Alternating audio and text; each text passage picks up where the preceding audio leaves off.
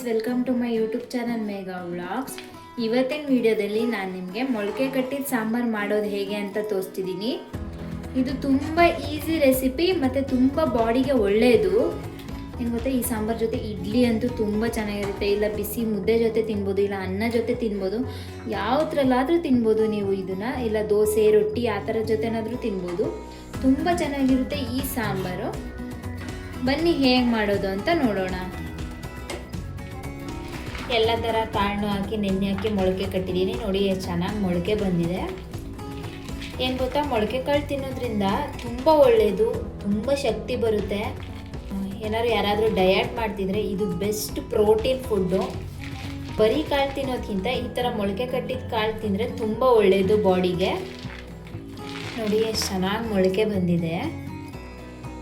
ನೋಡಿ ನಾನಿಲ್ಲಿ ಒಂದು 5-6 ಥರ ಕಾಳು ಹಾಕಿದ್ದೀನಿ. ಬಟಾಣಿ ಕಾಳು, ಅವರೆಕಾಳು, ಹುಳ್ಳಿಕಾಳು, ಹೆಸರು ಕಾಳು, ತಗ್ನಿಕಾಳು, ಕಡಲೆಕಾಳು, ಆ ಥರ ಎಲ್ಲ ಥರ ಕಾಳನ್ನ ಹಾಕೊಂಡಿದ್ದೀನಿ.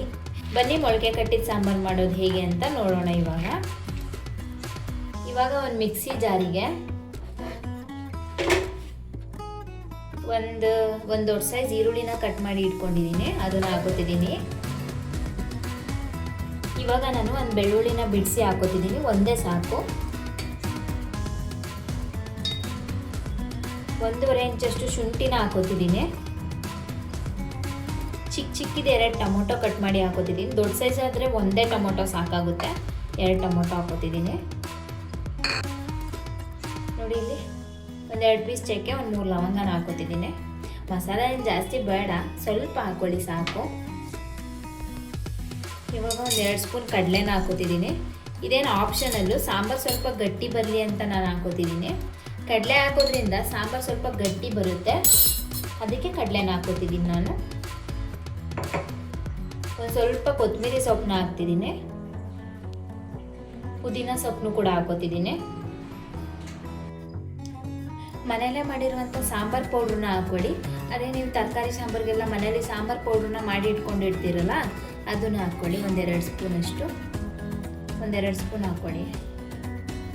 ಇವಾಗ ಒಂದು 2 ಸ್ಪೂನಷ್ಟು ಕಾಯಿನ ಹಾಕ್ಕೊಳ್ಳಿ. ಇವಾಗ ಒಂದು ಅರ್ಧ ಕಪ್ಪಷ್ಟು ನೀರನ್ನ ಹಾಕ್ಕೊಂಡು ಗ್ರೈಂಡ್ ಮಾಡ್ಕೊಳ್ಳಿ.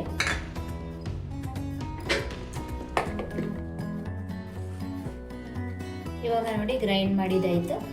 ಈ ಥರ ಸ್ವಲ್ಪ ಏನು ಜಾಸ್ತಿ ನುಣ್ಣಗೂ ಏನು ಬೇಕಾಗಿಲ್ಲ, ಮೀಡಿಯಮಾಗಿ ರುಬ್ಕೊಳ್ಳಿ. ಇವಾಗ ಮಸಾಲ ರುಬ್ಬಿದ್ದಾಯಿತು. ನೆಕ್ಸ್ಟ್ ನಾವಿವಾಗ ಒಂದು ಕುಕ್ಕರಿಗೆ 1-2 ಸ್ಪೂನಷ್ಟು ಎಣ್ಣೆನ ಹಾಕ್ಕೊಳ್ಳಿ. 1-2 ಸ್ಪೂನ್ ಹಾಕ್ಕೊಳ್ಳಿ. ಎಣ್ಣೆ ಕಾದಿದ್ಮೇಲೆ ಒಂದು ಈರುಳ್ಳಿನ ಕಟ್ ಮಾಡಿ ಇಟ್ಕೊಂಡಿದ್ದೀನಿ, ಅದನ್ನು ಹಾಕೋತಿದ್ದೀನಿ.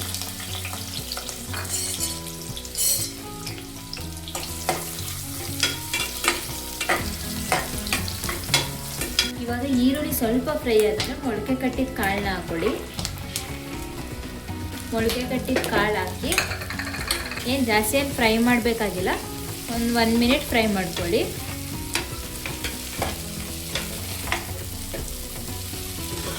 ಸ್ವಲ್ಪ ಅರಿಶಿಣದ ಪುಡಿನ ಹಾಕ್ಕೊಳ್ಳಿ.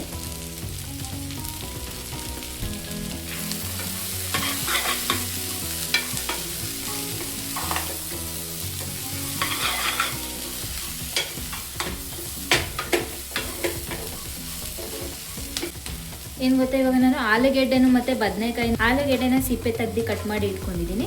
ಹಾಗೆ 1-2 ಬದನೆಕಾಯಿನ ಕಟ್ ಮಾಡಿ ಇಟ್ಕೊಂಡಿದ್ದೀನಿ, ಅದೆರಡನ್ನೂ ಹಾಕ್ಕೊಳ್ಳಿ.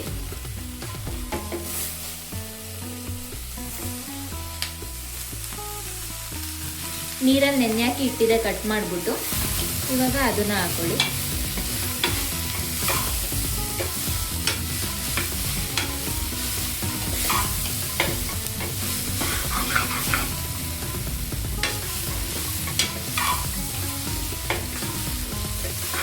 ಇದನ್ನೇನು ಹಾಕಿ ಜಾಸ್ತಿ ಫ್ರೈ ಮಾಡಬೇಕಂತೇನಿಲ್ಲ.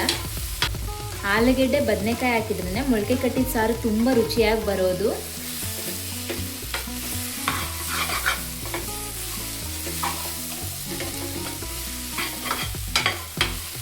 ಇವಾಗ ಇದು ಫ್ರೈ ಆದಮೇಲೆ ನಾವು ಮಸಾಲೆನ ಗ್ರೈಂಡ್ ಮಾಡ್ಕೊಂಡಿದ್ವಲ್ಲ, ಅದನ್ನ ಹಾಕ್ಕೊಳ್ಳಿ.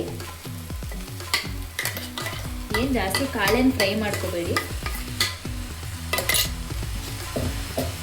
ಇವಾಗ ಮಸಾಲಾನ ಹಾಕಿ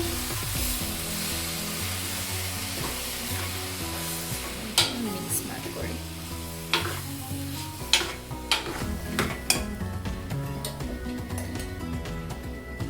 ಇವಾಗ ಅದೇ ಜಾರಿಗೆ ಸ್ವಲ್ಪ ನೀರು ಹಾಕಿ ತೊಳ್ಬಿಟ್ಟು ಹಾಕೊಳ್ಳಿ.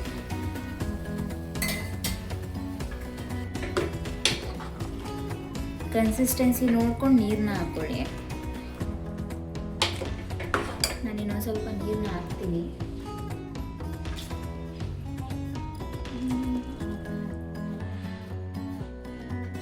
ಏನು ಗೊತ್ತಾ, ಕಡಲೆ ಹಾಕಿ ಆಡಿಸಿದ್ವಿ ಅಲ್ವಾ, ಸ್ವಲ್ಪ ಸಾಂಬಾರು ಗಟ್ಟಿ ಬಂದ್ಬಿಡುತ್ತೆ. ನೋಡ್ಕೊಂಡು ಹಾಕೊಳ್ಳಿ ನೀರನ್ನ. ಆಮೇಲೆ ಕುಕ್ಕರ್ ವಿಜಿಲ್ ಕೂಗಾದ್ಮೇಲೂ ಕೂಡ ನೀವು ನೀರನ್ನ ಹಾಕೊಂಡು ಸಾಂಬಾರನ್ನ ಹೆಚ್ಚಿಸ್ಕೋಬೋದು. ಸ್ವಲ್ಪ ನೀರು ಹಾಕ್ತೀನಿ.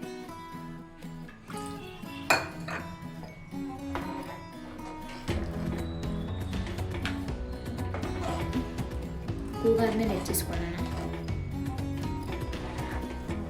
ಇವಾಗ ಉಪ್ಪನ್ನ ಹಾಕೊಳ್ಳಿ, ರುಚಿಗೆ ತಕ್ಕಷ್ಟು ಹಾಕೊಳ್ಳಿ.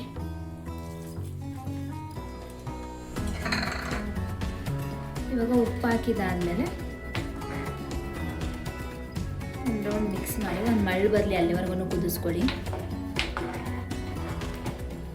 ನೋಡಿ, ಈಸಿ ಸಾಂಬಾರು ಇದನ್ನು ಕೂಡ.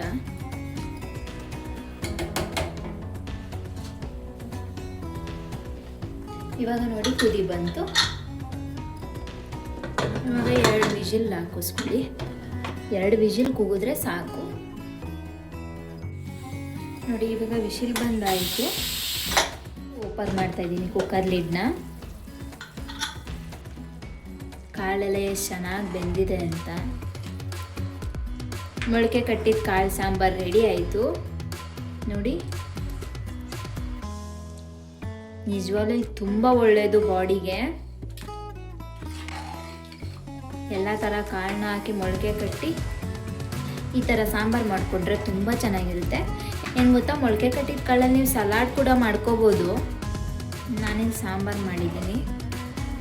ಏನು ಗೊತ್ತಾ, ಮುದ್ದೆ ಜೊತೆ ಬಿಸಿ ಬಿಸಿ ಮೊಳಕೆ ಕಟ್ಟಿದ ಸಾಂಬಾರು ತಿಂತಾಯಿದ್ರೆ ಎಷ್ಟು ಚೆನ್ನಾಗಿರುತ್ತೆ ಅಂದರೆ, ಮುದ್ದೆ ಜೊತೆ ಅಂತೂ ಬೆಸ್ಟ್ ಕಾಂಬಿನೇಷನ್ ಇದು.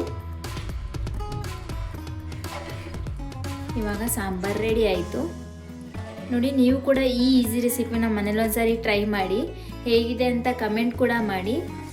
ನಿಮಗೆಲ್ಲ ಈ ವಿಡಿಯೋ ಇಷ್ಟ ಆದಲ್ಲಿ ಲೈಕ್ ಮಾಡಿ, ಶೇರ್ ಮಾಡಿ, ಕಮೆಂಟ್ ಮಾಡಿ, ಸಬ್ಸ್ಕ್ರೈಬ್ ಮಾಡ್ಕೊಳ್ಳೋದನ್ನ ಮರಿಬೇಡಿ. Thank you.